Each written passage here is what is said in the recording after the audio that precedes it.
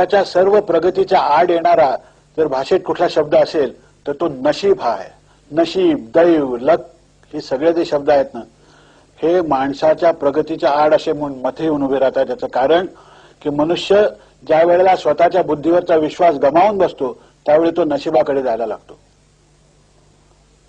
आपल्या संस्कृतीमध्ये एका भयंकर रोगाने प्रवेश केलेला होता, तो म्हणजे की प्रश्न विचारण्याची लोकांची जी काही सवय आहे तीच मोडून टाकायची. मी सांगतोय ते ऐक बस.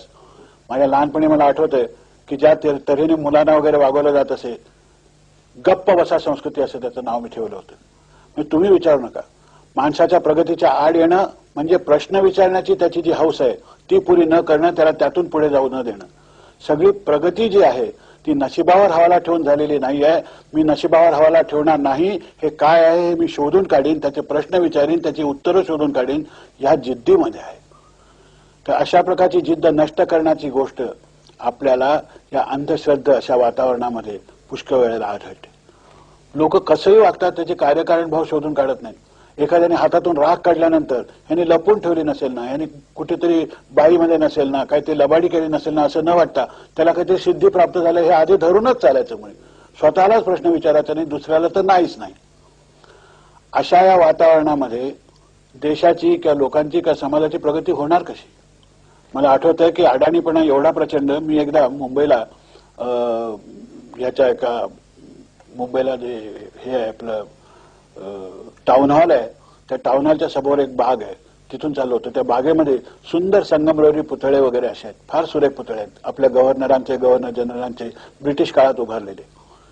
तिथे मी जातो तर एका पुतळ्याजवळ असा माणसांचा समुदाय जमलेला आणि तिथे एक काकडा पेटून आरती बिरती चाललेली असं दिसलं मला. त्याच्यामध्ये कोंबडं कापण्याचा कार्यक्रम होता. मी बघतच राहिलो. मी म्हटलं हे काय चाललंय? तो म्हणाला नवस चाललंय. म्हटलं कोणाला?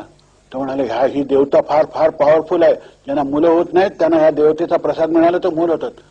मी हळूच त्याला बाजूला घेतलं. म्हटलं अहो देवता बिवता काही नाहीये, तो एका गव्हर्नराचा पुतळा आहे. त्यामुळे तुम्ही काय सांगता? आता असं आहे, where ignorance is bliss it's folly to be wise असं म्हटलेलं आहे. त्या गर्दीपुढे मी काही बोलूच शकत नव्हतो. अंधश्रद्धेचे जन्म असे या अडाणीपणातून होत असतात. ठिकठिकाणी होते ही अंधश्रद्धा जन्माला येते आणि त्याच्यातून प्रगतीचे सर्व मार्ग खुंटत असतात. या विषयावरती विश्वास ठेवणं आणि माणूसच माणसाच्या प्रगतीला कारणीभूत होतो या गोष्टीवर विश्वास ठेवणं ही मला खरी श्रद्धा वाटते. बाकी त्याच्यापुढे ज्या आंधळेपणाने स्वीकारलेल्या गोष्टी असतात त्यांनी अधोगतीच माणसाची होत असते.